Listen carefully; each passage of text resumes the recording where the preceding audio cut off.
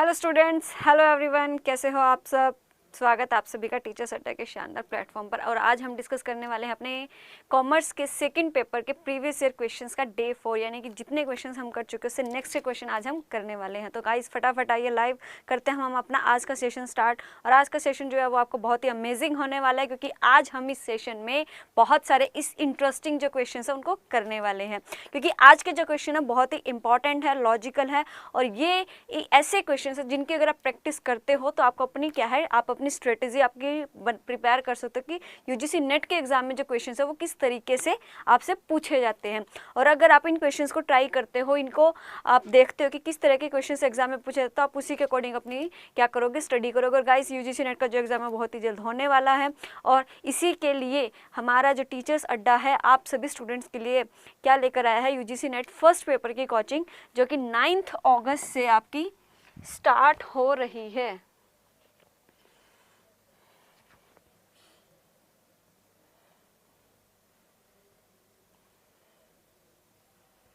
जो कि क्या है आपकी 9 अगस्त, यानी कि नेक्स्ट मंडे से आपकी यूजीसी नेट पेपर वन जो कि हमारा क्या होता है, जनरल पेपर होता है, जो कि क्या होता है हमारा जनरल पेपर। इस पेपर की जो कोचिंग है वो 9 अगस्त से स्टार्ट होने जा रही है। तो गाइज अपने आपको फटाफट इस बैच में क्या करो, एनरोल करो, क्योंकि अगर आप इसको एनरोल करते हो तो पूरे 1 ईयर तक की इसकी क्या रहेगी, वैलिडिटी रहेगी, कंप्लीट 1 ईयर। यानी कि सिर्फ और सिर्फ आपको अपने घर पर बैठकर, आपको अपने घर पर एक बिल्कुल कंफर्टेबल जोन में रहकर आपको क्या मिल रही है, यूजीसी नेट पेपर 1 की कोचिंग मिल रही है, और वो भी बहुत ही नॉमिनल अमाउंट में। अगर आप इसको नॉमिनल अकाउंट में परचेज करते हो, अगर आप ये Y337 इस कोड को अगर आप लगाते हो, तो इस कोड को लगाने से क्या है, आपको 77% की ह्यूज डिस्काउंट मिलेगी। अगर आप क्या करते हो, इस कोड को यूज़ करते हुए क्या करते हो, अगर आप बैच को परचेज करते हो, बाय करते हो, तो आपको ह्यूज अमाउंट 77%, जी हाँ 77% की आपको डिस्काउंट मिलने वाली है, वो भी अपने घर पर बैठकर आप।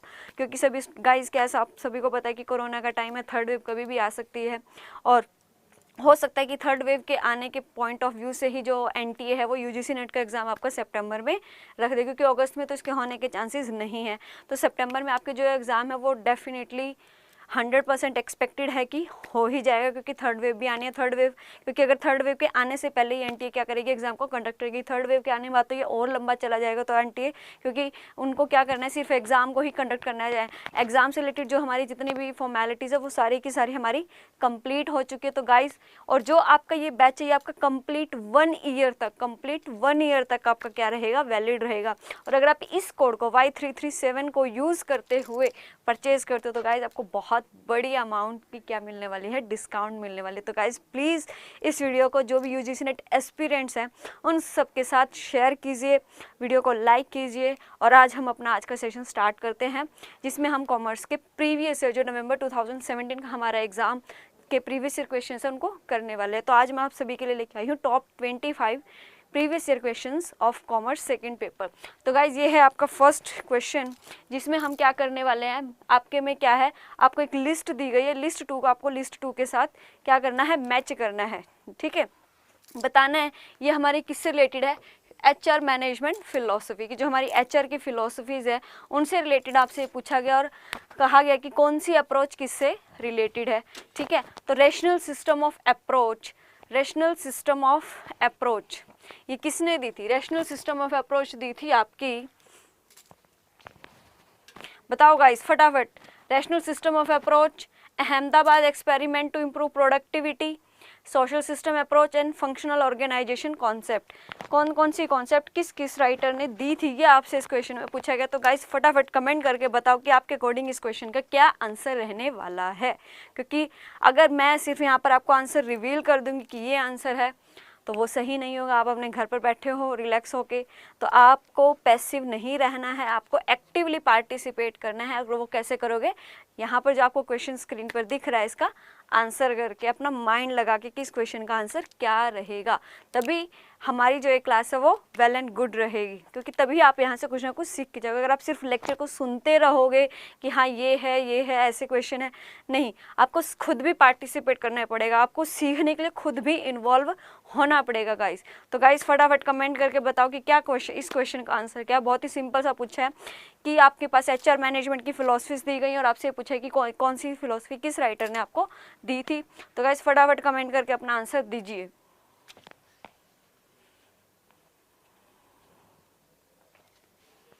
तो रेशनल सिस्टम ऑफ अप्रोच हमें दी थी, रेशनल सिस्टम ऑफ अप्रोच हमें दी थी Max Weber's theory of bureaucracy. Rational system of approach theory हमें किसने दी थी? Max Weber's theory of. And Ahmedabad experiment to improve productivity को इम्प्रूव करने के लिए अहमदाबाद में क्या किए गए थे? एक्सपेरिमेंट। ये कौन सी स्टडी में पाया गया था? हमारी हाउथॉर्न स्टडीज़ में। कौन सी स्टडीज़ में? हाउथॉर्न स्टडीज़ में। तो गाइस देखो, ए का आपका आ गया सेकंड, बी का आ गया आपका फोर्थ, ये दोनों ऑप्शन आपके एक ही ऑप्शन में हैं। ये दोनों जो आपकी मैचिंग है ये आपके एक ही में है, तो this is your correct answer. जी हाँ बिल्कुल, हिंदी में भी है आपके लिए क्वेश्चंस, ये रहे हिंदी में, हिंदी स्टूडेंट्स के लिए।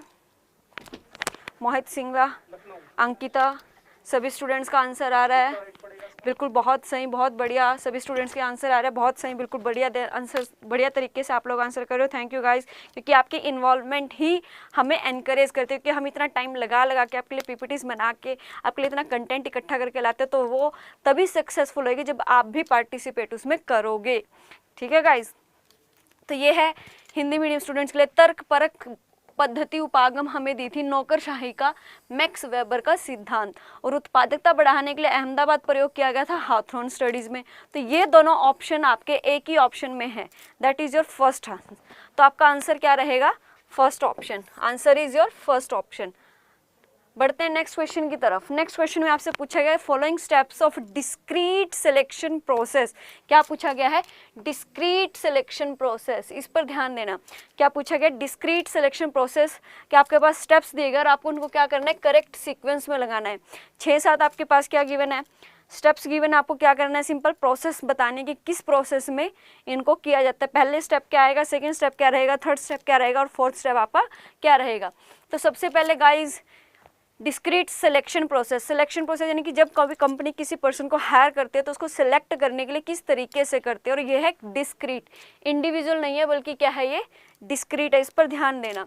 तो सबसे पहले ये आपके पास ऑप्शंस है। सबसे पहले आपका आएगा प्रीलिमिनरी इंटरव्यू, बिल्कुल स्टार्टिंग में आपका है प्रीलिमिनरी, यानी कि छांटा जाता है, देखा जाता है कौन कैपेबल है, क्योंकि जो पर्सन जिसकी जैसी क्वालिफिकेशन होगी उस क्वालिफिकेशन के अकॉर्डिंग ही हम क्या करते हैं, उस पर्सन को जॉब पर देते हैं। ठीक है, उसकी एजुकेशन क्वालिफिकेशन, उसका एक्सपीरियंस, हर चीज़ मैटर की जाती है। तो सबसे पहला आएगा आपका प्रीलिमिनरी इंटरव्यू। उसके बाद होगा कंप्लीशन ऑफ एप्लीकेशन ब्लैंक, की एप्लीकेशन उस पर्सन से मांगी जाती है। आफ्टर दैट आपका क्या रहेगा? Employment test. क्या रहेगा फिर आपका? Employment test. सबसे पहले ये, फिर आएगा आपका एम्प्लॉयमेंट, यानी कि एप्लीकेशन फॉर्म भरवाया, फिर उसे हम क्या करेंगे? एम्प्लॉयमेंट टेस्ट लिया जाएगा उसका। एम्प्लॉयमेंट टेस्ट के बाद उसका एक कॉम्प्रिहेंसिव इंटरव्यू है वो कंडक्ट किया जाएगा। उसके बाद आपका क्या रहेगा? इंटरव्यू, कॉम्प्रिहेंसिव इंटरव्यू लेने के बाद बैकग्राउंड में इन्वेस्टिगेशन होगी, यानी कि बैक एंड लेवल पे जो आपके एम्प्लॉयज़ हैं उन सबको हम बैकग्राउंड इन्वेस्टिगेशन लेंगे। उसके बाद आपका रहेगा फिजिकल एग्जामिनेशन। क्या रहेगा? उस पर्सन को बुलाया जाएगा फिजिकली और उसका एग्जामिनेशन किया जाएगा, और फिर लास्ट में फाइनल एम्प्लॉयमेंट डिसीजन। तो A, B, E, third option is your correct answer. Students का बिल्कुल सही आंसर आया। मोहित सिंगला, अंकिता, बिल्कुल बहुत बढ़िया, आप सभी दोनों स्टूडेंट्स का बहुत बढ़िया आंसर आया। तो बढ़ते हैं नेक्स्ट क्वेश्चन की तरफ, वही हिंदी मीडियम। नेक्स्ट क्वेश्चन है जी आपके पास क्या है? थ्योरीज दी गई हैं और इन थ्योरीज को आपको लिस्ट 1 को इसके प्रोपाउंडर्स के साथ मैच करना है कि कौन सी थ्योरी किसने हमें दी थी। मैचिंग लिस्ट गाइस, जो आपके जब ये जो एग्जाम है सीबीएसई कंडक्ट करती थी उस टाइम का एग्जाम, और उस टाइम पे इससे रिलेटेड बहुत सारे क्वेश्चंस आपसे पूछे जाते हैं। मैचिंग लिस्ट जो होती थी हमारे, उससे रिलेटेड क्वेश्चन पूछे जाते थे। तो सब्सिस्टेंस थ्योरी, क्योंकि हमारे क्या है मिनिमम 5 to 8 क्वेश्चन ऐसे रहते थे जो हमारे क्या है थ्योरीज रिलेटेड रहते थे कि आपको एक लिस्ट को दूसरी लिस्ट के साथ मैच आउट करना है। अब इस तरह के जो क्वेश्चन अब भी पूछे जाते हैं, लेकिन अब इनकी जो क्वांटिटी है वो 5 to 8 ना रहकर बल्कि 3 to 4 हो गई है। क्वेश्चन अभी भी पूछे जाते हैं, ये मत समझ नहीं क्वेश्चन नहीं पूछे जाते। तो सब्सिस्टेंस थ्योरी आपकी दी थी डेविड रिकार्डो ने। किसने दी थी? सब्सिस्टेंस थ्योरी आपकी दी थी डेविड रिकार्डो ने, ठीक है। उसके बाद surplus value theory, surplus value theory, surplus value theory दी थी आपकी कार्ल मार्क्स ने। ए का हो गया आपका थर्ड, बी का हो गया आपका फर्स्ट, एक ही ऑप्शन में है और वही ऑप्शन आपका क्या है? ठीक, third option is your correct. Mohit Singla, Ankita, guys आप दोनों सभी स्टूडेंट्स के जो आंसर है वो ठीक नहीं है आपकी बार, क्योंकि जो सब्सिस्टेंस थ्योरी थी वो हमारी किसने दी थी? डेविड रिकार्डो ने। सब्सिस्टेंस थ्योरी दी थी हमारी डेविड रिकार्डो। इन थ्योरीज में आपको क्या बस याद रखने वाली चीज़ है कि ये थ्योरी इस पर्सन ने दी थी, ये थ्योरी इस पर्सन ने, कुछ समझाने वाली बात नहीं। हाँ, अगर थ्योरी के बारे में पूछा होता कि इस थ्योरी में क्या कहा गया है, इसका मेन कंटेंट क्या है, तो मैं आपको एक्सप्लेन भी कर देती कि हाँ इसका ये रीज़न है। लेकिन यहाँ पर जो आपसे सिंपल पूछा है कि ये थ्योरी किसने दी, इसके लिए तो आपको जो क्वेश्चन है इनको रटना ही पड़ेगा, क्रैमिंग ही करनी पड़ेगी, ठीक है। हेलो जी, हेलो हेलो एवरीवन, कैसे हो आप सब? तो सब्सिस्टेंस थ्योरी दी थी आपकी डेविड रिकार्डो ने, और एक ही ऑप्शन ऐसा है जिसमें ए का ऑप्शन क्या है? थर्ड है, तो वहां पर ही आपका जो आंसर है बिल्कुल ठीक हो जाएगा।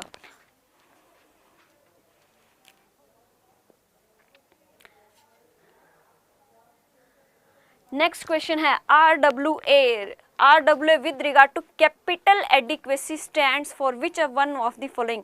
जो हमारी कैपिटल एडिक्वेसी नॉर्म्स है, कैपिटल एडिक्वेसी नॉर्म्स हमारे बैंकिंग से रिलेटेड है, और बैंक्स में जो हमारी कैपिटल की एडिक्वेसी है कि कैपिटल एडिक्वेसी कितनी रखनी चाहिए, उसमें जो हमारी एक टर्म यूज होती है RWA, उस RWA की आपसे क्या पूछी गई है? फुल फॉर्म पूछी गई है। बिल्कुल सिंपल कि कैपिटल एडिक्वेसी नॉर्म्स में जो आपकी RWA है उसका फुल फॉर्म क्या है? आपके पास गिवन है risk withdrawal adjustment, risk withdrawal arrangements, risk weighted assets and risk free weighted assets. बताओ स्टूडेंट्स क्या आंसर आएगा? बहुत ही सिंपल सा क्वेश्चन आपसे क्वेश्चन पूछा गया है कि जो आपकी कैपिटल एडिक्वेसी नॉर्म है, जो आपकी बैंकिंग एंड फाइनेंशियल इंस्टीट्यूशन की यूनिट है, उस यूनिट से आपसे ये क्वेश्चन पूछा गया। मोहित सिंगला का सबसे पहले और बिल्कुल सही आंसर आया, और वो आंसर है आपका रिस्क वेटेड एसेट्स। क्या है वो? Risk weighted assets.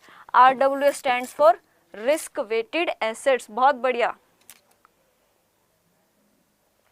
Next question है आपका लिस्ट 1 लिस्ट 2 वही सेम। लिस्ट 1 में आपके कुछ दिए गई हैं कॉन्सेप्ट, और लिस्ट 2 में आपके उनकी कॉन्सेप्ट की डेफिनेशन, उनका मीनिंग समझाएगा कि हाँ ये मीनिंग है। आपको मैच करना है कि फ्यूचर किसे कहते हैं, स्वैप किसे कहते हैं, हेजिंग किसे कहते हैं और फॉरवर्ड किसे कहते हैं। तो आइएगा समझते हैं कि फ्यूचर किसे कहा जाता है। फ्यूचर क्या है? फ्यूचर फॉरवर्ड ये हमारी सिक्योरिटी मार्केट में होने वाले बहुत ही दो इम्पॉर्टेंट हमारे क्या हैं ये। Good evening ji, good evening students, hello hello, आओ स्टूडेंट्स फटाफट आओ। फ्यूचर फॉरवर्ड हमारे सिक्योरिटी मार्केट में होने वाले किए जाते हैं। Future and option. Link late आता है। लिंक लेट क्यों आता है? लिंक तो आपका जी मॉर्निंग से ही आपका जो टीचर्स अड्डा का आपने अगर जो यूट्यूब चैनल है अगर आपने उसको सब्सक्राइब किया हुआ तो वहाँ पर मॉर्निंग से ही जो लिंक है क्लास है उसका शेड्यूल डल जाता है कि हाँ इस टाइम पे आपकी जो क्लास है वो शेड्यूल होने वाली है। तो आप शुरू में ही मॉर्निंग में ही या फिर उसको हर मॉर्निंग में नहीं तो या फिर आपका एक दिन पहले भी क्या है या फिर मॉर्निंग में ही आपका जो इवेंट है वो ऑलरेडी क्लियर हो जाता है। वो आपका ऑलरेडी वहाँ पर डिफाइन होता है कि हमारी आज की जो क्लास है वो किस टाइम होने वाली है, अगर हमारे टाइमिंग में किसी भी टाइप की कोई चेंज होने वाला हो। तो लिंक लेट आने का कोई रीज़न ही नहीं है। यूट्यूब पे आपका जो ये क्लासेस तो बिल्कुल फ्री आपको मिल रही हैं यूट्यूब पर। आपको सिर्फ टीचर्स अड्डा का जो प्लेटफॉर्म है, आपके टीचर्स अड्डा का जो अगर आपने जो चैनल है अगर वो आप सब्सक्राइब किया हो तो आपको नोटिफिकेशन आ जाएगी कि हाँ इस टाइम पे ये क्लासेस हैं। आपने सब्सक्राइब किया हुआ है channel? Afreen,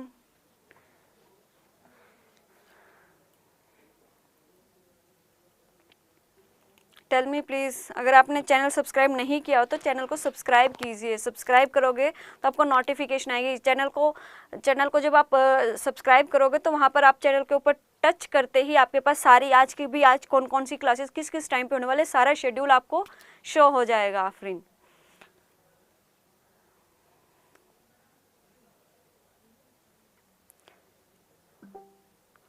ma'am UGC net और सीएसएनआर में क्या डिफरेंस, अभी बताती हूँ स्टूडेंट्स, अभी बताती हूँ। एमएससी थर्ड सेमेस्टर में हूँ अभी। क्या आप डीयू एंट्रेंस एग्ज़ाम की प्रिपरेशन करवाते हो? देखो जी, जो यूजीसी नेट और सीएसआईआर नेट है, ठीक है, यूजीसी नेट वैसे तो इसके रिगार्डिंग हमारा जो यूट्यूब चैनल है टीचर्स अड्डा पे यूजीसी नेट पेपर 1 के रिगार्डिंग हमने बहुत सारी वीडियोस बना रखे हैं, उसमें मैंने इनको डिफाइन भी किया है कि यूजीसी नेट के और सीएसआई नेट के इनमें डिफरेंस क्या है।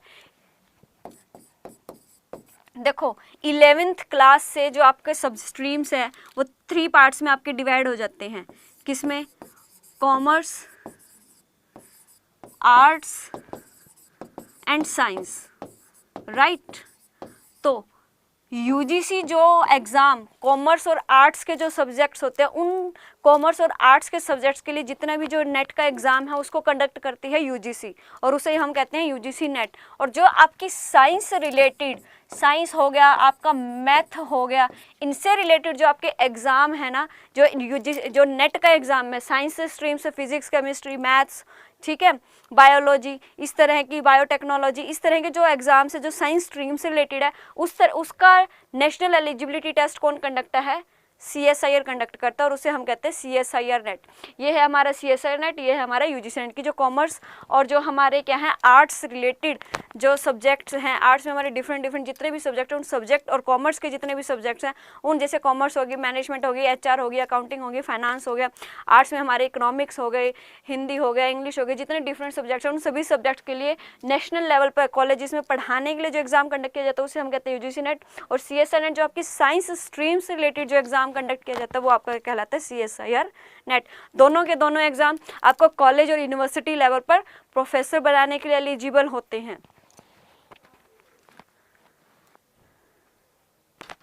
जी हाँ, बिल्कुल, नेट और जीआरएफ में भी डिफरेंस होता है।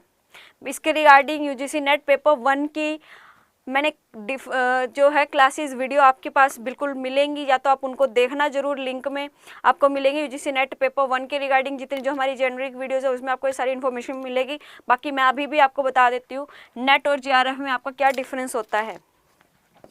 जो नेट है और जो जेआरएफ है, ठीक है, नेट तो सिर्फ आपको कॉलेजेस, और जो नेट है वो आपको ना सिर्फ क्या करेगा, कॉलेज और यूनिवर्सिटी में सिर्फ पढ़ाने के लिए आपको एलिजिबल बनाए कि आप कॉलेज या यूनिवर्सिटी में प्रोफेसर बनने के लिए एलिजिबल हो। लेकिन जो जेआरएफ है, अगर आपको क्या करना है, रिसर्च फील्ड में जाना है, रिसर्च फील्ड में जाना है, या फिर आपको क्या करनी है, फर्दर पीएचडी करनी है, तो आपको क्या है, जेआरएफ का एग्जाम क्वालिफाई करना पड़ेगा। और जेआरएफ का एग्जाम अगर आप क्वालिफाई करते हो तो आपको per month 35,000 per month plus HRA 35,000 रुपये महीना, और HRA अगर आप जेआरएफ क्वालिफाई करके पीएचडी में एडमिशन लेते हो तो आपको हर महीने 35,000 रुपये प्लस HRA यूजीसी पे करता है। क्या करता है, आपको यूजीसी पे करता है। लेकिन उस यूजीसी और अब ये जेआरएफ एग्जाम का तब आपका क्वेश्चन ये रहेगा, तो जो एग्ज़ाम आप नेट के लिए देते हो वही एग्ज़ाम, मतलब आपको जो सिलेबस है, जो एग्ज़ाम आपको कोई अलग नहीं देना। जो आप नेट के लिए सिलेबस पढ़ रहे हो, जो एग्ज़ाम आप नेट के लिए दे रहे हो वही सिलेबस आपको जेआरएफ के लिए पढ़ना है, वही सेम सिलेबस और वही सेम एग्ज़ाम आपको क्या है जेआरएफ के लिए देना है। दोनों में सिर्फ डिफरेंस क्या रहता है कि जो नेट है, मान लो फॉर एग्जाम्पल अगर जो नेट है वो हमारा 60% पे क्वालिफाई हो रहा है, तो आपका जो जेआरएफ है वो आपका 68 to 70% पर क्वालिफाई रहेगा। मतलब नेट और जेआरएफ के एग्ज़ाम की जो क्वालिफाइंग मार्क्स है, यानी कि अगर आपका जो क्या है नेट 60% पे क्वालिफाई हो रहा है ना, तो जेआरएफ आपका मतलब नेट से 8 से 10% ज़्यादा स्कोर आपको करना पड़ेगा अगर आपको जेआरएफ क्वालिफाई करना है तो। और अगर जेआरएफ क्वालिफाई कर ले तो जेआरएफ क्वालिफाई करने के बाद आप पीएचडी में एनरोल होते हो तो हर महीने 35,000 रुपये, 35,000 रुपये बहुत मायने रखते हैं एक स्टूडेंट के लिए जो अपनी स्टडी मास्टर डिग्री कर चुका है, नेट एग्ज़ाम या जेआरएफ का कर चुका है। तो यूजीसी देगी, UGC university grant commission, university grant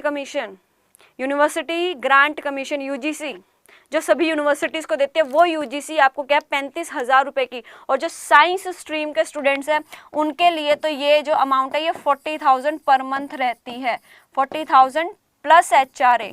HRA आपके एरिया के ऊपर डिपेंड करता है कि आप कौन से एरिया से, मतलब अगर मेट्रोपॉलिटन सिटीज़ है तो वहाँ से है तो आपका जो HRA है वो ज़्यादा रहेगा। अगर आप लोकल एरिया से कर रहे हो तो वहाँ पर आपका जो HRA है वो कम रहेगा। एरिया के ऊपर डिपेंड करता है, राइट।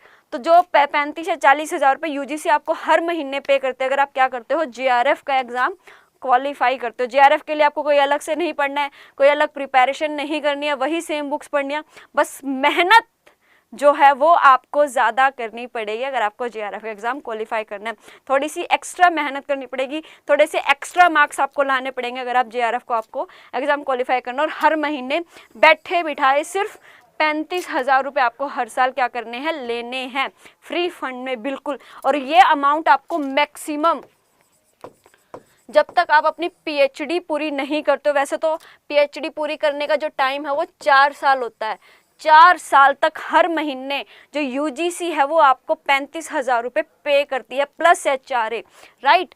और पहले 2 साल तो ये जो आपकी अमाउंट है, क्योंकि 4 साल की हमारी PhD होती है। जस्ट अ मिनट, मैं इसको इरेज कर दूं।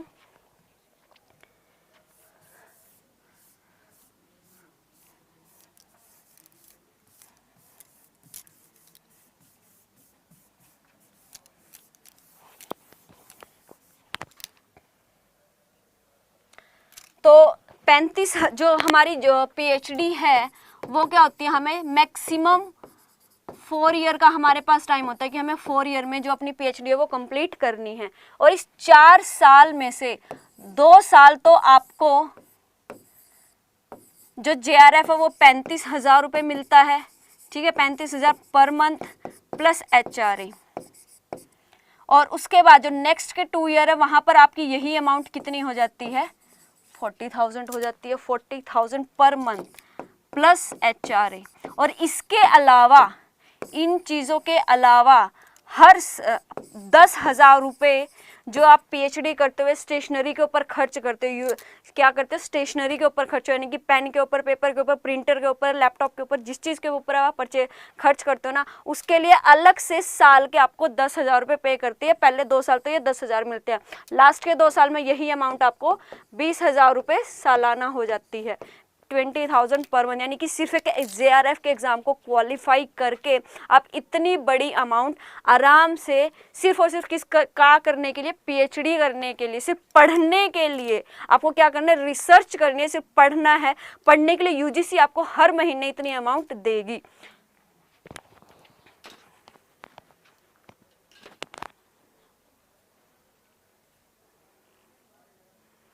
जी PhD कंपलसरी कर दी गया है, लेकिन वो अभी सिर्फ और सिर्फ यूनिवर्सिटीज़ में किया गया है कि अगर आपको यूनिवर्सिटी, और वो भी डायरेक्ट एंट्री पर, डायरेक्ट इन्फॉर्मेशन तो है आपके पास लेकिन वो इन्फॉर्मेशन अधूरी है। इन्फॉर्मेशन तो है कि हाँ जो PhD है वो प्रोफेसर के लिए कंपलसरी कर दी गई, लेकिन वो इन्फॉर्मेशन आपके पास अधूरी है। और अधूरी इन्फॉर्मेशन हमेशा इन्फॉर्मेशन ना होने से भी ज़्यादा खतरनाक होती है गाइस।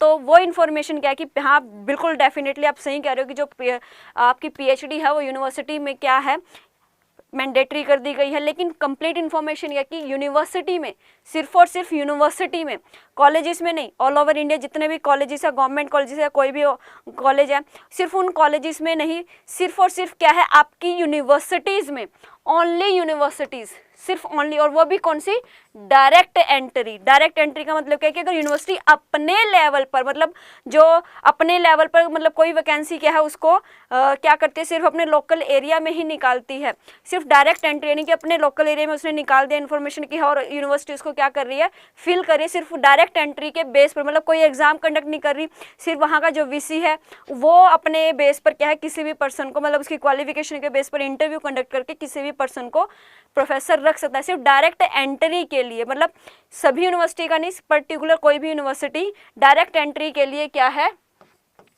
उसके लिए PhD कंपलसरी है, डायरेक्ट एंट्री के लिए।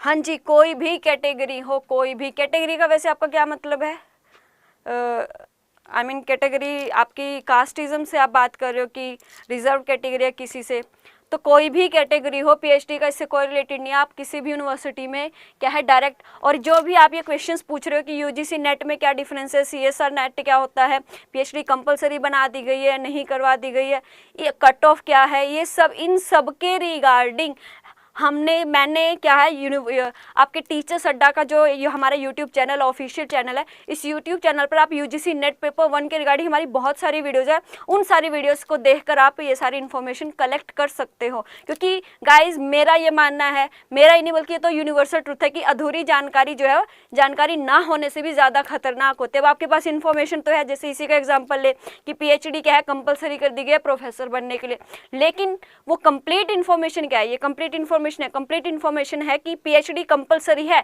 लेकिन सिर्फ और सिर्फ यूनिवर्सिटी में पढ़ाने के लिए, सिर्फ और सिर्फ यूनिवर्सिटी में पढ़ाने के लिए, ओनली यूनिवर्सिटी में, और वो भी सिर्फ डायरेक्ट एंट्री पे। अगर यूनिवर्सिटी एग्जाम कंडक्ट करके इन्फॉर्मेशन फिल करवा के एग्जाम कंडक्ट करके इंटरव्यू लेके फिर अगर हायर करती है प्रोफेसर्स को, वहाँ पर पीएचडी कंपलसरी नहीं होगी, वहाँ पर आपका नेट प्लस पीएचडी दोनों ही चलेंगे, और आपका जितना भी स्कोर रहा होगा एपीआई स्कोर वो उसके बेस पर आपकी सिलेक्शन होगी। कट ऑफ कितना है, बिकॉज आई एम हैंडीकैप्ड, जो कट ऑफ है जी वो आप किस एग्जाम से दे रहे हो इसके ऊपर, कि आपका एग्जाम मतलब आप कौन से सब्जेक्ट से आप दे रहे हो, ठीक है। एक तो इसके ऊपर आपका डिपेंड करता है जो आपकी कट ऑफ है मेन, कि आपका जो सब्जेक्ट है वो कौन सा सब्जेक्ट है, प्लस उस सब्जेक्ट में कितने कैंडिडेट हैं जो उस एग्जाम को दे रहे हैं, इसके ऊपर आपका क्या है, उसके ऊपर क्या है आपकी कट ऑफ डिपेंड करते हैं। जैसे अगर मैं कॉमर्स की बात करूं तो कॉमर्स के देने वाले जो स्टूडेंट्स हैं बहुत ज़्यादा क्वांटिटी में है बाकी सब्जेक्ट्स के कंपैरेटिवली। 8 से 10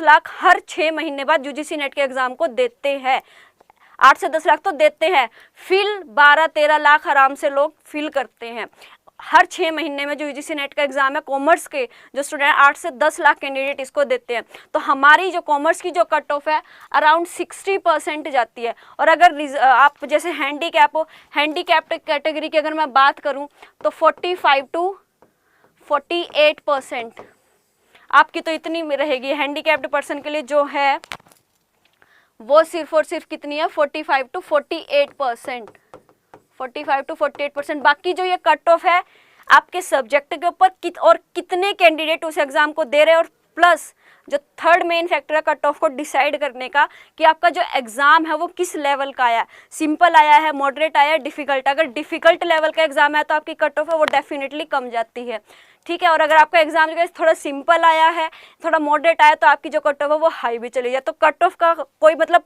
फिक्स नहीं है कि हर साल इतनी ही कट ऑफ जाएगी, वो एग्जाम कैसा है, एग्जाम का पैटर्न हार्ड आया है, डिफिकल्ट आया है, सिंपल आया है, उसके ऊपर डिपेंड, प्लस आपका जो सब्जेक्ट है वो कौन सा है, ठीक है। और थर्ड उस सब्जेक्ट में बैठने वाले कैंडिडेट कितने लोगों ने उसको क्या किया है, दे रहे हैं, उन सभी स्टूडेंट्स के बेस पर आपके जो रिजल्ट है वो कट ऑफ है वो डिसाइड किया जाता है। और अब तो एनटीए जो रिजल्ट है यूजीसी का वो कट ऑफ में नहीं देता बल्कि परसेंटाइल में देता है, परसेंटाइल।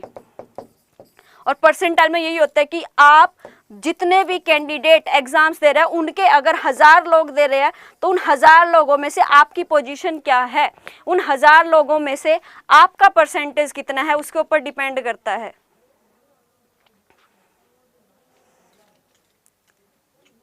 जी आप सभी के डाउट्स को क्लियर करने के लिए ही हम यहाँ पर आपको पढ़ा रहे हैं, तो इसमें डिस्टर्ब करने वाली कोई बात नहीं है। अगर हम यहाँ पर है वो सिर्फ आप सभी स्टूडेंट्स को हेल्प करने के लिए, आप सभी स्टूडेंट्स को गाइड करने के लिए, समझाने के लिए, क्योंकि जो गाइडेंस है, डायरेक्शन है वो बहुत ज़्यादा इंपॉर्टेंट होती है। अगर हमें ये पता हो कि हाँ ये चीज़ ऐसे करनी है, ये चीज़ हमारे लिए ठीक रहेगी, तो कोई बड़ा कोई इंपॉर्टेंट हमें अगर गाइड करने वाला हो तो हम अपनी लाइफ को बहुत ही, अपना करियर को बहुत ही अच्छा बना सकते हैं। अगर मैं खुद की बात करूँ तो मेरे घर में मेरे को गाइड करने वाला कोई नहीं था, मैंने खुद से अपना डिसीजन लिया कि मेरे को इस तरीके से करना है, इस तरीके से करना है, और इसी वजह से आज मैं आप सभी के सामने हूँ। तो गाइज ऐसा कुछ नहीं है। हाँ ये बात ठीक है कि अधूरा ज्ञान था आपके पास, लेकिन वही है कुछ ना कुछ इन्फॉर्मेशन होगी, डाउट होंगे तभी हम यहाँ पर, अगर आप सबको सब कुछ क्लियर होगा तो हमारा यहाँ होने का मतलब ही नहीं बनता, राइट। अगर आपको सब कुछ आता होगा तो हम यहाँ पर वीडियो किसके लिए बनाएंगे, आप सभी स्टूडेंट्स के लिए ही बनाए जाते हैं जिनको डाउट्स हैं। तो इसमें थैंक यू बोलने वाली कोई बात नहीं है, हम ये तो हमारा काम है।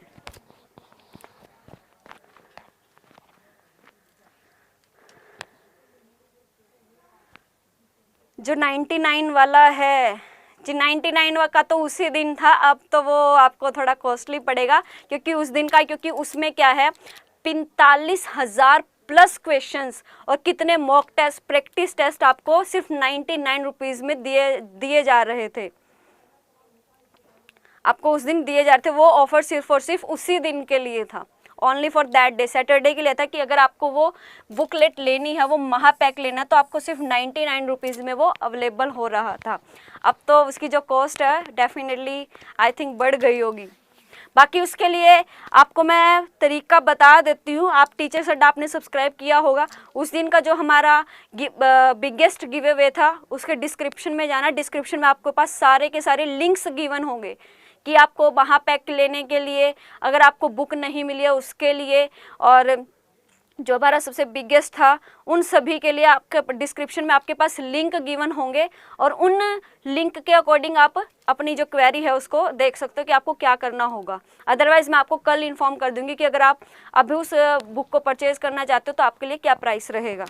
ठीक है गाइज, आप CSR नेट की प्रिपरेशन करना चाह रहे हो, मैथ आपका मेन सब्जेक्ट क्या है?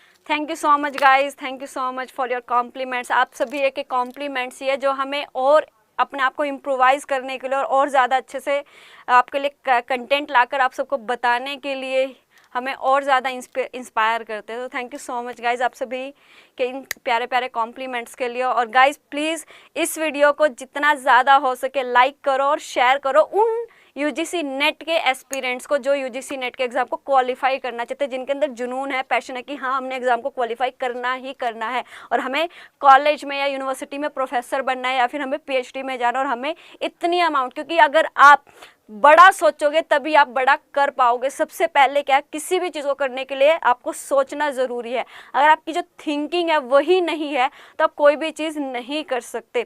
तो मेरा तो आपको यही सजेशन है कि सबसे पहले आपको think big and think large, बहुत बड़ा सोचो।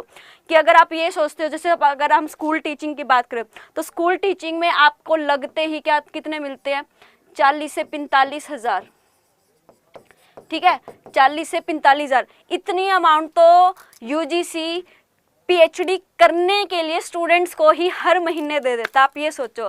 तो अगर आप बड़ा सोचो कि हाँ मेरे को कॉलेज में या यूनिवर्सिटी में पढ़ाना, तो वहाँ पर आपको लगते ही, अगर मैं हरियाणा की बात करूँ तो हरियाणा के जितने भी गवर्नमेंट कॉलेजेस हैं उन गवर्नमेंट कॉलेजेस में 57,700 रुपये आपको बिल्कुल लगते इन हैंड मिलते हैं। प्लस जितने अलाउंसेज है वो तो अलग है, अलाउंसेज आपके अलग है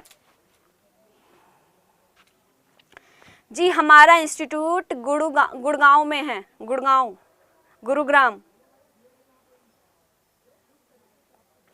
गुरुग्राम सेक्टर 39 अड्डा 247।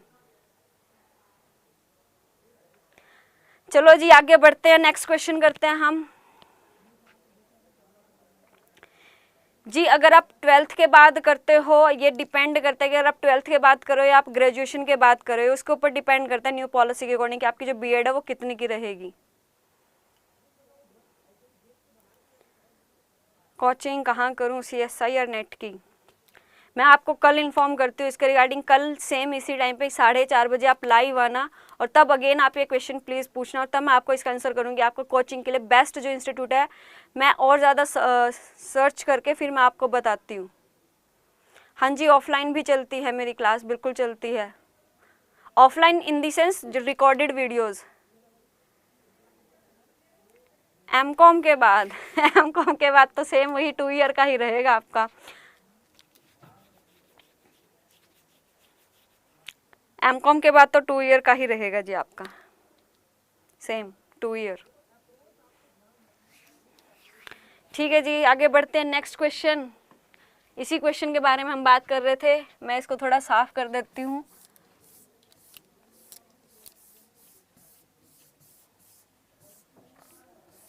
फिर हम इस क्वेश्चन को करते हैं डिस्कस।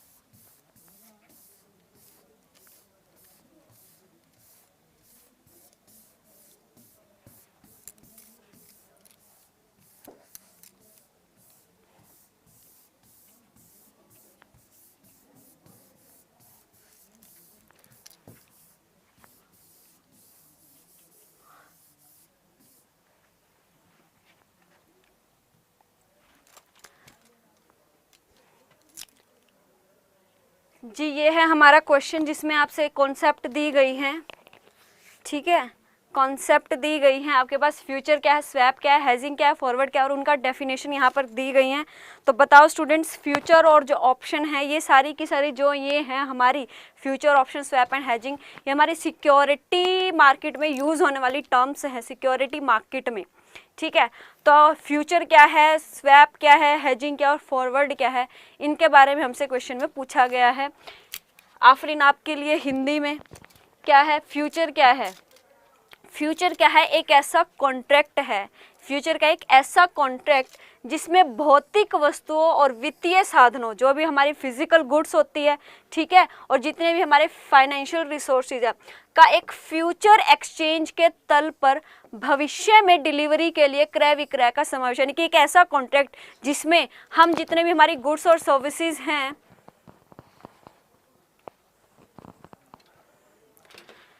नेट के लिए कौन सी बुक, नेट के लिए जी आपने पेपर 1 के लिए या पेपर 2 के लिए, आप किसके लिए पूछ रहे हो, पेपर 1 या पेपर 2?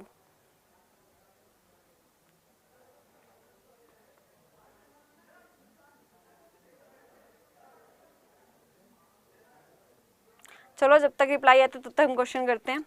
क्या है कि फ्यूचर क्या एक ऐसा कॉन्ट्रैक्ट है जिसमें हम अपनी जो फिजिकल रिसोर्सेज हैं, जो हमारे फिजिकल गुड्स हैं और जो हमारे वित्तीय साधन हैं, उनका क्या करते हैं, मतलब कॉन्ट्रैक्ट तो हम आज ही की डेट में कर लेते हैं कि आज ही हमने डिसाइड कर लिया, कॉन्ट्रैक्ट हमने आज ही के डेट में हम डिसाइड कर लेते हैं, कॉन्ट्रैक्ट हमने आज ही कर लिया है, ठीक है। वो आपकी फिजिकल गुड्स यानी कि जैसे वीट हो गई, ठीक है, कुछ भी प्रोडक्ट ले लो, या फिर जो आपकी सिक्योरिटीज होती है, शेयर्स हो गए, डिबेंचर्स हो गए, इनके रिगार्डिंग, ठीक है, फिजिकल गुड्स या फिर जो आपकी सिक्योरिटीज है, दोनों के रिगार्डिंग एक फ्यूचर एक्सचेंज के तल पर, ठीक है, और भविष्य में स्फूर्ति, यानी कि कॉन्ट्रैक्ट तो आज ही होगा लेकिन उस कॉन्ट्रैक्ट की जो डिलीवरी है वो कब होगी, आपकी फ्यूचर में। जो कॉन्ट्रैक्ट आपको प्रेजेंट डेट में करना है लेकिन उसकी जो डिलीवरी है वो कब की जाएगी, फ्यूचर डेट पे की जाएगी, यानी कि सेल परचेज, जिसको परचेज करना वो परचेज कर सकते हैं, जिसको सेल करना वो सेल कर सकते हैं।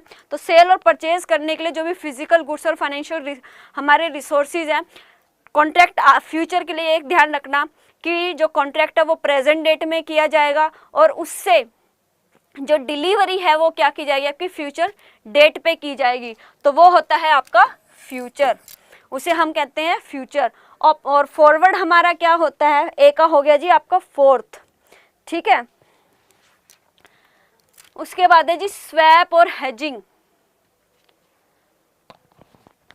हेजिंग होता है आपका वस्तुओं का दो विभिन्न बाजारों में इस उम्मीद के साथ क्रय विक्रय किया जाता है कि भविष्य में एक बाजार में हो रहे मूल्य परिवर्तन की क्षतिपूर्ति दूसरे बाजार में हो रहे विपरीत परिवर्तन से हो जाए, उसे हम क्या कहते हैं, हेजिंग। हेजिंग का मतलब क्या कि अगर आप एक ही प्रोडक्ट, आपके जो सिक्योरिटीज है उसके लिए दो मार्केट है, ठीक है, उन दोनों मार्केट में आप क्या कर रहे हो, सेल परचेज कर रहे हो। तो अगर एक मार्केट से आपको लॉस हो रहा है तो उस लॉस को आप दूसरी मार्केट में परचेज या सेल करके उस लॉस को क्या करते हो, कंपनसेट कर लेते हो, प्रॉफिट में चेंज कर लेते हो। तो उसे हम कहते हैं हेज। क्या कहते हैं उसे, हेज, यानी कि प्रोटेक्शन लेकर चलना, कि आप दो डिफरेंट मार्केट में ना जाकर, मतलब एक ही मार्केट में अपनी सारी सिक्योरिटीज को ना करके, उसमें एक ही मार्केट में डील ना करके, बल्कि दो अलग अलग अलग डिफरेंट मार्केट में हम क्या करते हैं, डील करते हैं। जिस मार्केट में हमें लॉस हो रहा है या हमें प्राइस कम होने के चांसेस है, वहाँ से हम अपनी सिक्योरिटी को परचेज या सेल करके दूसरी मार्केट से क्या कर लेते हैं, कंपनसेट कर लेते हैं, तो वो आपका कहलाता है हेज। तो सी का रहेगा जी आपका फर्स्ट। स्वैप आपका होता है, तो इसके अकॉर्डिंग आपका आंसर बन गया फोर्थ, क्योंकि इसी ऑप्शन में क्या है, ए का आपका फोर्थ है, सी का आपका फर्स्ट है, बी का आपका रहेगा जी थर्ड। स्वैप होता है बाजार की कमियों से उत्पन्न लाभ को प्राप्त करने के लिए एक संविदा समझौता, जिसमें विपरीत और समान आवश्यकताओं के लिए भुगतान को प्रोत्साहित किया जाता है। बिल्कुल सभी स्टूडेंट्स के बहुत बढ़िया आंसर आ रहे हैं। एमपी सेट भी ऐसे कुछ डेफिनेट तो देखो कहाँ नहीं जा सकता, क्योंकि कोरोना टाइम और थर्ड वेव के भी आने के चांसेस हैं। तो जो गवर्नमेंट है वो गवर्नमेंट के ऊपर डिपेंड करता है, जो हमारे एमपी हमारी गवर्नमेंट है उनके ऊपर डिपेंड करता है कि हो भी सकता है कि वो जैसे अब DSSB का है, सीटेट का है, कोरोना की थर्ड वेव आने के लिए उन्होंने इस एग्ज़ाम को प्रीपोन कर दिया, जो इनकी एग्ज़ाम की डेट थी उससे पहले ही इसको कर दिया गया है। तो ऐसे एग्ज़ाम्स के बारे में कन्फर्म ही कुछ नहीं कहा जा सकता, बस हम एक आइडिया लगा सकते हैं कि कोरोना की अगर थर्ड वेव आने के चांसेस हो तो हो सकता है वो पहले कर दे, और अगर नहीं है तो जो उसका टाइम है उसी पर करें, या फिर उसको पोस्टपोन भी कर सकते हैं। नथिंग इज़, हम कुछ भी कन्फर्मिटी से नहीं कह सकते हैं। तो आंसर रहेगा जी आपका फोर्थ। हाँ जी, फॉरवर्ड की हम बात करते हैं। फॉरवर्ड क्या होता है, जिसमें क्रेता को एक विक्रयकर्ता एक संपत्ति को निजी तौर पर किए गए सौदे के अनुसार एक पूर्व निर्धारित कीमत पर भविष्य में किसी तिथि पर स्पुर्दगी के लिए सहमत होता है। फ्यूचर और फॉरवर्ड में डिफरेंस समझ लो। फ्यूचर में तो आपके फिजिकल रिसोर्सेज भी रहते हैं, आपके वित्तीय साधन भी रहते हैं, ठीक है, और सिर्फ क्या की जाती है, भविष्य में स्पुर्दगी। और ये क्या है, एक ऐसा कॉन्ट्रैक्ट जिसमें क्रेता विक्रयकर्ता को, जिसमें क्या है, क्रेता विक्रय करता है, यानी कि बायर सेलर को क्या करता है, एक संपत्ति को निजी तौर पर किए गए सौदे के अनुसार, इनकी पर्सनल लेवल पर उसने जो भी कॉन्ट्रैक्ट किया है एक पूर्व निर्धारित कीमत पे, यानी कि टर्म्स, जो प्राइस है वो हम पहले ही डिसाइड कर लेते हैं कि हाँ इस प्राइस पर भविष्य में किसी तिथि पर स्पुर्दगी के लिए सहमत होता है। यानी कि डिलीवरी तो आपकी फ्यूचर में की जाएगी, लेकिन उसके रिगार्डिंग जो टर्म्स कंडीशंस है वो प्रेजेंट डेट में ही तैयार कर ली जाती है, डिसाइड कर ली जाती है कि हाँ इस प्राइस पे हम इस डेट पर क्या करेंगे, आपको डिलीवरी कर देंगे। That is your forward, that's your called your forward. Future क्या है और फॉरवर्ड क्या है। Thank you guys, thank you so much. अब क्लियर हो गया सभी को कि फ्यूचर क्या होता है और फॉरवर्ड क्या होता है। फ्यूचर में तो क्या रहेगा, भौतिक वस्तुएं और वित्तीय साधन रहेंगे, और जो आपका कॉन्ट्रैक्ट है वो आज की प्रेजेंट की डेट में किया जाएगा, लेकिन उसकी डिलीवरी फ्यूचर में की जाएगी। और इसमें क्रेता करेगा, किससे के साथ करेगा, विक्रयकर्ता के साथ, और किसी भी संपत्ति को निजी तौर पर किया गया और पूर्व निर्धारित प्राइस आपको ऑलरेडी डिटरमिन होता है, जबकि फ्यूचर में आपका प्राइस ऑलरेडी डिटरमिन नहीं होता, बल्कि सारा कुछ है फ्यूचर एक्सचेंज। क्या है, फ्यूचर, यानी कि फ्यूचर में जैसी भी टर्म्स और कंडीशंस रहेंगी उसके अकॉर्डिंग प्राइस और डिमांड वगैरह सब डिसाइड किया जाता है। इसमें फ्यूचर डेट पर सब कुछ डिसाइड होगा, इसमें आपका प्रेजेंट डेट पर ही क्या है, आपका जो प्राइस है वो पहले ही डिसाइड हो जाता है। ये फर्क है, मेन डिफरेंस फ्यूचर और फॉरवर्ड में। आई होप अब सबको आपको क्लियर हो गया होगा कि फ्यूचर क्या फॉरवर्ड क्या, क्योंकि बहुत सारे ऐसे स्टूडेंट्स हैं जिनको फ्यूचर और फॉरवर्ड में क्या है डिफरेंस नहीं पता होता, और वो डाउट में रहते हैं कि फ्यूचर क्या होता है फॉरवर्ड क्या। और हमारे यूजीसी नेट के एग्ज़ाम में भी, या फिर हमारा कोई भी एग्ज़ाम हो, सभी एग्जाम से जो कॉमर्स से रिलेटेड है, फाइनेंस से रिलेटेड है, सिक्योरिटी मार्केट से रिलेटेड है, वहाँ पर इनके रिगार्डिंग आपसे क्वेश्चन डेफिनेटली पूछे जाते हैं। तो बढ़ते हैं स्टूडेंट्स हमारे नेक्स्ट क्वेश्चन की तरफ। नेक्स्ट क्वेश्चन है हमारा, बहुत ही सिंपल सा है। Which of the following are the forms of E banking. जिन ई बैंकिंग के फॉर्म्स कौन कौन से हैं, करेक्ट कोड बताओ। बताओ स्टूडेंट्स, क्या आंसर रहेगा आपका। Forms of E banking. E banking में आपका क्या क्या शामिल किया जाता है। इंटरनेट बैंकिंग, बिल्कुल सही। ई बैंकिंग का मतलब होता है जो इलेक्ट्रॉनिकली आपका किया जाए। Internet banking, telephone banking, telephone के ऊपर जो आपको मैसेजेस या एप्स के थ्रू आपसे कराया जाता है वो आपका telephone banking. Electronic cheque conversion, आजकल तो जैसे कोरोना की वजह से भी जो ऑनलाइन सिस्टम है वो बहुत ज़्यादा क्या है इंक्रीज हुआ है हमारा डे बाय डे। तो electronic cheque conversion, electronic bill payment, definitely आप जो बिल है किसी भी टाइप का, आपका किसी भी का जो आपका इलेक्ट्रिसिटी का बिल है, आपका वाटर का बिल है, या आपका किसी भी चीज़ का बिल है, आप हर बिल को इलेक्ट्रॉनिकली पेमेंट कर सकते हो। Direct fund transfer through RTGS. RTGS का फुल फॉर्म है real time gross settlement. Real time gross settlement, ठीक है। तो इसको यूज़ करते हुए हम क्या करते हैं, डायरेक्टली फंड को ट्रांसफर करते हैं। यानी कि अब क्या है, हर एक बैंक की अपनी अपनी ऐप, आप उन ऐप्स के थ्रू भी क्या है फंड्स को ट्रांसफ़र कर सकते हो। और उसके अलावा गूगल पे है, पेटीएम है, यूपीआई है, भीम यूपीआई है, बहुत सारे आपके पास सोर्सेज है जिनके थ्रू आप क्या है पेमेंट कर सकते हो। तो ये सभी की सभी फॉर्म आपकी क्या है, ई बैंकिंग की फॉर्म्स, यानी कि बी बैंकिंग में हम इन सभी चीज़ों को यूज़ करते हैं। तो fourth is your correct answer. Fourth is your correct answer, बिल्कुल सही, बहुत बढ़िया। हिंदी स्टूडेंट्स के लिए मैं तो खैर इसकी तो हिंदी की नीड ही नहीं थी। नेक्स्ट क्वेश्चन है,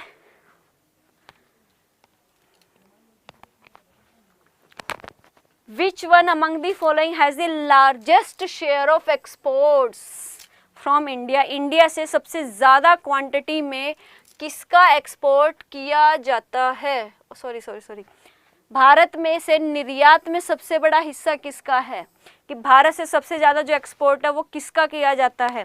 तो ये नवंबर 2017 का हम एग्ज़ाम कर रहे हैं, नवंबर 2017 का।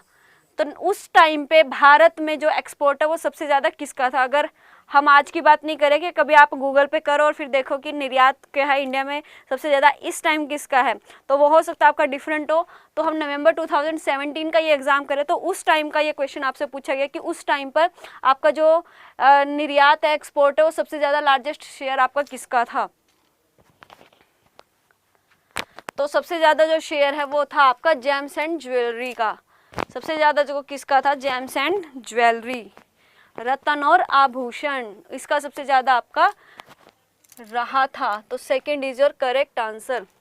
नेक्स्ट है जी, which one the following is not a part of TRIPS agreement. Which one among the following is not a part of TRIPS agreement. Trade related intellectual property right, trade related intellectual property right. International business environment में ये आपकी एक term आती है trips और TRIMS, ठीक है। तो इसमें आपसे क्वेश्चन पूछा है कि ट्रिप्स का पार्ट नहीं है, जो नहीं है, ठीक है। इंडस्ट्रियल डिज़ाइन डेफिनेटली आता है, ज्योग्राफिकल इंडिकेशंस आती हैं, ठीक है। Layout designs of integrated circuit ये भी आता है, लेकिन आपका जो इंटीरियर डिज़ाइन है ये आपका trade related intellectual property right में नहीं आता है। जी नहीं मोहित, ज्योग्राफिकल इंडिकेशंस तो आपकी आएंगी trade related intellectual property right में, लेकिन जो इंटीरियर डिज़ाइन पता है क्या होता है, जो आपके घर के अंदर आप जो इस टाइप का, मतलब घर के अंदर किसी भी बिल्डिंग में आपका जो किया जाता है वो आपका कहलाता है इंटीरियर डिज़ाइन। मतलब आप घर के अंदर अपने किसी भी बिल्डिंग में आप जो डेकोरेशन के लिए यूज़ किया जाता है, दैट्स योर इंटीरियर डिज़ाइन। तो वो इंटीरियर डिज़ाइन आपका ट्रेड रिलेटेड ट्रिप्स का क्या है, पार्ट नहीं होता है, वो आपका ट्रिप्स का पार्ट नहीं होता है। तो आंसर रहेगा आपका third is your correct answer. Which one among the following is not correct, जो सही नहीं है, जो सही नहीं है। याद आ गया, ठीक है जी, बहुत बढ़िया बहुत बढ़िया, याद आ गया। बादाम खाया करो मोहित।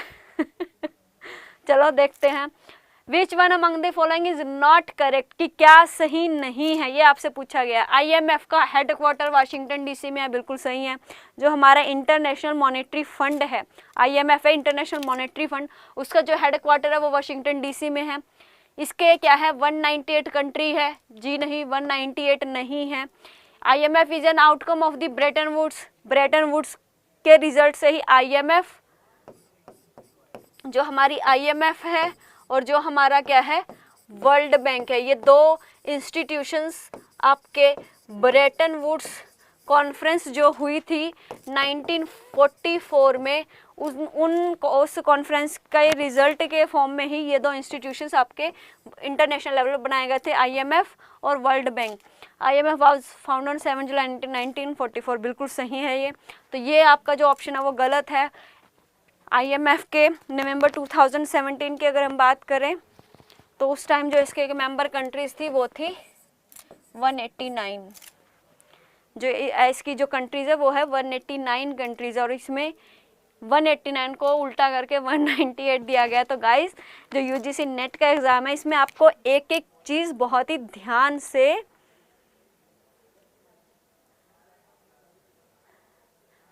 मेन तो जी 44 है, 1944 में हुआ था।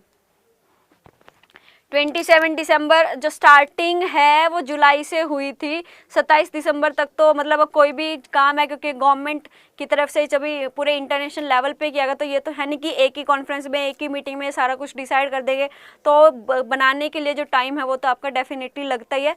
लेकिन हाँ जो स्टार्टिंग है वो आपकी हो गई थी इससे, जुलाई से, ठीक है।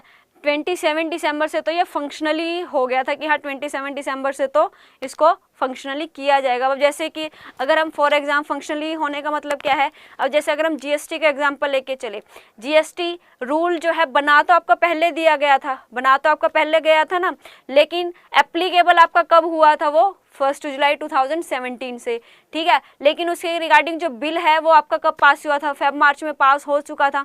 तो अगर आपसे एप्लीकेशन की डेट पूछी जाए तो क्वेश्चन में अगर आपके पास फेब मार्च भी हो और आपके पास जुलाई भी हो तो आप कौन सी डेट फिल करोगे। अगर दोनों तो यानी कि दोनों डेट्स आपकी ठीक है, तो अगर आपके पास क्वेश्चन में फेब मार्च का पूछा जाए, एप्लीकेबल अगर साफ साफ बोल दिया जाए कि हाँ एप्लीकेबल है, तो आप 1 जुलाई का दोगे। तो सेम वैसे ही है इसमें भी कि जो ब्रेटन वुड्स है वो 1944 में हमारा शुरू हो गया था और 27 दिसंबर से वो हमारी क्या हो गई थी, एप्लीकेशन वो फंक्शनल हो गई थी। तो मैं क्या कह रही थी कि जो यूजीसी है, यूजीसी नेट के एग्जाम में आपको एक एक चीज़ बहुत ही बारीकी से देखनी होती है कि क्वेश्चन में आपसे पूछा क्या गया है। अब इसमें जैसे 198 थे जबकि एक्चुअल में है कितने 189, चीज़ वही है, बस 8 को इधर कर दिया 9 को इधर कर दिया। तो अगर हम फटाफट जल्दबाजी में, हो सकता है कि कुछ स्टूडेंट्स इसको गलत भी कर सकते हैं, तो आपको ऐसा नहीं करना है, अपनी कॉन्सेप्ट को बिल्कुल क्लियर रखना और अपनी हर एक चीज़ मतलब फोकस से आपको जो है क्वेश्चन पेपर को अटेम्प्ट करना है। तो बढ़ते हैं हमारे नेक्स्ट क्वेश्चन की तरफ। नेक्स्ट क्वेश्चन है आपका, served from India scheme has been replaced with service export from India scheme। Export import policy है हमारी एक एग्जिम पॉलिसी, उसका ये पार्ट है।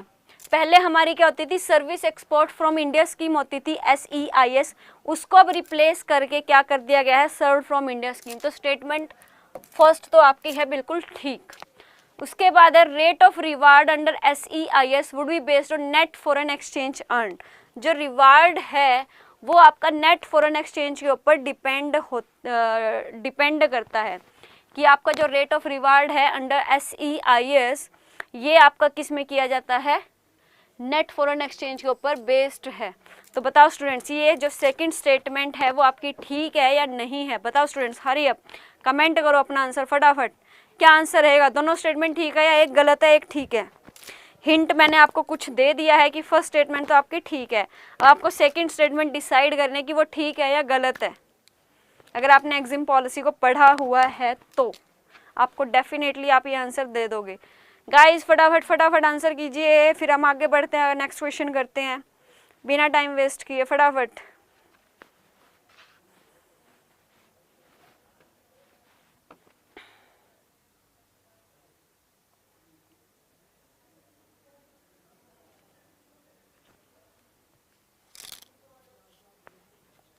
आंसर करो स्टूडेंट्स, क्या हो गया, कहाँ चले गए आप सब, नहीं आ रहा आंसर।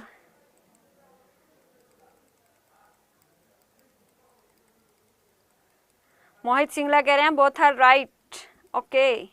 बाकी स्टूडेंट्स क्या कह रहे हैं फटाफट बताओ। आफरीन कह रही हैं fourth, both are right, okay. बाकी स्टूडेंट्स फटाफट चलो लेट्स सी क्या है आंसर इसका। आंसर है फोर्थ, बिल्कुल। बॉन्ड दोनों की दोनों जो स्टेटमेंट्स है वो क्या है आपकी, एकदम ठीक है। नो नो नो, दोनों ठीक है बिल्कुल।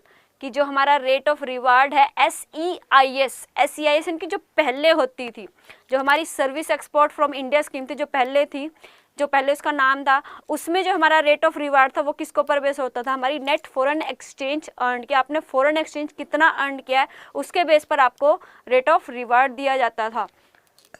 SFIS की बात नहीं कर रहे, SEIS की बात करें, तो दोनों की दोनों स्टेटमेंट्स आपकी क्या है, ठीक है। Again matching list, accounting standard दे रखे हैं, रिलेशनशिप दे रखा है, बताओ कौन सा स्टैंडर्ड किसका है। बिल्कुल सिंपल है। अकाउंटिंग स्टैंडर्ड जो 6 है वो आपका डेप्रिसिएशन का होता है, 3rd है वो आपका होता है कैश फ्लो का, ठीक है। जो आपका अकाउंटिंग स्टैंडर्ड 21 है वो होता है कंसोलिडेटेड फाइनेंशियल स्टेटमेंट, और अकाउंटिंग स्टैंडर्ड 10 होता है आपका अकाउंटिंग फॉर फिक्स्ड एसेट्स। बहुत ही सिंपल था क्वेश्चन। 6 अकाउंट इसमें पूछा गया अकाउंटिंग स्टैंडर्ड, और एक होते हैं हमारे इंड AS, ये दोनों हमारे क्या है, अलग अलग है। इस पे ध्यान रखना कि क्वेश्चन में आपसे अकाउंटिंग स्टैंडर्ड पूछे गए हैं या फिर इंड AS पूछे गए हैं, ठीक है।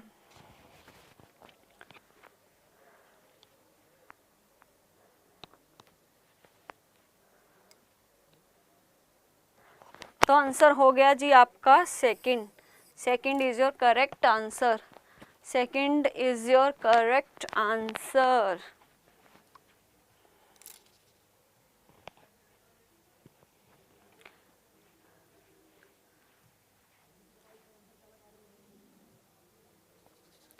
नेक्स्ट क्वेश्चन है आपका, नेक्स्ट क्वेश्चन में पूछा गया है which of the following statement are false, कि इनमें से कौन सी स्टेटमेंट आपकी क्या है, गलत है। गलत स्टेटमेंट आपसे गाइस पूछी गई है, गलत। Indicate the correct code. तो क्या है कि RBI has prescribed guidelines for the operations of credit rating agency in India, कि क्रेडिट रेटिंग एजेंसी जो होती है उनके ऑपरेशंस को गाइड कौन करता है, RBI करता है। जी नहीं, पहली ही स्टेटमेंट आपकी गलत है। जो क्रेडिट रेटिंग एजेंसी की जो ऑपरेशंस है उसको RBI गाइड नहीं करता है, ठीक है guys. All venture capital funds in India have been promoted by government, कि जितने भी हमारे वेंचर कैपिटल फंड्स हैं उसको गवर्नमेंट प्रमोट करती है, बिल्कुल सही है। जितने भी क्या है वेंचर कैपिटल फंड है, क्या है वेंचर कैपिटल फंड है, उसको कौन प्रमोट करती है, इंडियन गवर्नमेंट प्रमोट करती है। अब mutual fund can operate as venture capital, बिल्कुल। म्यूचुअल फंड को भी आप क्या कर सकते हो, वेंचर कैपिटल के लिए यूज कर सकते हो। वेंचर कैपिटल क्या होते हैं ये मैं आपको क्वेश्चन में, सॉरी लास्ट जो हमारी क्लास थी उसमें हम आपको बता चुके हैं। Credit rating is an authoritative guarantee regarding the credit position of a person, कि जो क्रेडिट रेटिंग है वो क्या है, एक अथॉरिटेटिव गारंटी है रिगार्डिंग किसके, credit position of a person, credit position of a person. देखते हैं जी इसका आंसर क्या रहेगा, second A, B and D, ये तो गलत हुई। अच्छा गलत पूछा गया है, कौन सी आपका को क्या है, गलत क्या है, आपसे फॉल्स इसमें पूछा गया था। तो A आपकी रोंग है, B भी आपकी रोंग है और D भी आपकी क्या है, रोंग है। सिर्फ और सिर्फ जो C ऑप्शन है वो आपका करेक्ट है, कि mutual fund can operate as venture capital fund, कि म्यूचुअल फंड को हम as a venture capital fund use कर सकते हैं। जो जितनी वेंचर कैपिटल फंड है उसको गवर्नमेंट प्रमोट नहीं करती है। तो second is your correct answer, second is your correct answer. क्या हुआ मोहित,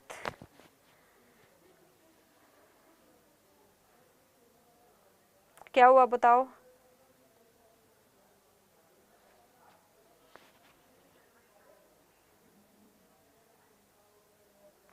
चलो जितने आप रिप्लाई करते हो नेक्स्ट क्वेश्चन कर लेते हैं, don't waste time. Next question है systematic risk, examples of systematic risk. Systematic risk क्या होता है, सबसे पहले तो आपको ये पता होना चाहिए। अगर आपको ये पता है कि सिस्टमैटिक रिस्क क्या है तो आप डेफिनेटली इन 4 ऑप्शंस में से बता दोगे कि सिस्टमैटिक रिस्क का एग्जांपल क्या है। सिस्टमैटिक रिस्क होता है हमारा मार्केट रिस्क, इसको हम क्या कहते हैं, मार्केट रिस्क भी कह सकते हैं, अनडाइवर्सिफाई भी कह सकते हो, अनडाइवर्सिफाइड रिस्क भी आप इसको कह सकते हो, अनडाइवर्सिफाइड मार्केट रिस्क भी आप इसको कह सकते हो, ठीक है। मार्केट रिस्क भी you can call it, and undiversifiable risk you can also call it, यानी कि ऐसा रिस्क जिसमें आप क्या है पूरी, ऐसा रिस्क जो आपकी कंप्लीट मार्केट को क्या करता है, अफेक्ट करता है, कब आपकी कंप्लीट मार्केट को अफेक्ट करता है, वो रिस्क आपका क्या कहलाता है, सिस्टमेटिक, यानी कि किसी एक पर्टिकुलर सेक्टर को या पर्टिकुलर इंडस्ट्री को अफेक्ट नहीं करता बल्कि कंप्लीट जो मार्केट है उसको अफेक्ट करता है। तो अगर आप गवर्नमेंट सब्सिडी को एलिमिनेट करते हो तो डेफिनेटली जो कंप्लीट मार्केट अफेक्ट होगी। तो ये एग्जांपल है। बैंक रेट अगर हम बैंक रेट को इंक्रीज कर देता है तो वो भी क्या है, कंप्लीट मार्केट को अफेक्ट करेगा। लेबर प्रॉब्लम तो कंप्लीट मार्केट को अफेक्ट नहीं करेगी। हो सकता है एक पर्टिकुलर इंडस्ट्री रिलेटेड हो कि एक पर्टिकुलर इंडस्ट्री में लेबर प्रॉब्लम चल रही है, दूसरी इंडस्ट्री में सही आ रहे हो, तो ये आपकी कंप्लीट मार्केट को अफेक्ट नहीं करता है। और हाई लिवर्ड फंड, ये भी कंपनी टू कंपनी डिफर करता है, किसी कंपनी में ये हाई लिवर्ड फंड हो सकते हैं, किसी में नहीं हो सकते, तो ये दोनों ऑप्शन आपके गलत है। तो सिस्टमेटिक रिस्क के जो एग्जाम्पल हुए आपके A and B, third option is your correct answer. तो गाइज हम जो अपनी क्लास है उसको आज यहीं पर एंड कर रहे हैं, बाकी के जो क्वेश्चंस है वो कल की क्लास में किए जाएंगे। तो stay tune with the teachers अड्डा एट 4:30, और इस वीडियो को जितना ज़्यादा हो सके लाइक कियो और शेयर करो, और जितने भी यूजीसी नेट एस्पिरेंट्स है सभी के साथ, आपका जो इतना भी फ्रेंड सर्कल है जो यूजीसी नेट की प्रिपरेशन में लगा हुआ है, चाहे वो पेपर 1 की कर रहा है या फिर पेपर 2 कॉमर्स की कर रहा है, सभी के साथ इसको क्या है आप शेयर करो। और आप सभी को जैसे पता ही है 9 अगस्त यानी कि नेक्स्ट मंडे से फर्स्ट पेपर के लिए हमारा जो बैच है वो शुरू हो रहा है। अगर आप उसको बाय करना चाहते हो तो आपको ये कोड यूज़ करना है Y337। इस कोड को यूज़ करते हो अगर आप परचेज़ करोगे तो 77%, यानी कि जितनी भी आपकी फ़ीस है उस फीस का 77% तो आपको क्या मिलेगा, डिस्काउंट। क्या मिल जाएगा आपको, डिस्काउंट। तो गाइज आज के लिए क्लास में इतना ही, मिलते हैं कल सेम टाइमिंग 4:30। बुक आपकी फर्स्ट पेपर के लिए तो आप हमारा जो बैच है उसी को परचेज करो, तो आपको सारी की सारी जो बुक्स हैं, जो मटेरियल है, PDF है, हर एक फॉर्म में आपको दी जाएगी, क्योंकि मैंने खुद मेरे हैंड रिटन नोट्स है और वो हैंड रिटन नोट्स एक पर्टिकुलर बुक से नहीं बल्कि 4 से 5 बुक्स को मिला के उनको क्लब करके फिर बनाए गए हैं, ठीक है। और सेकंड पेपर के लिए आपने जो अपनी एमकॉम में अपनी जो पढ़ी है उन सब के बाकी मैं आपको डिटेल में आपको बता दूंगी।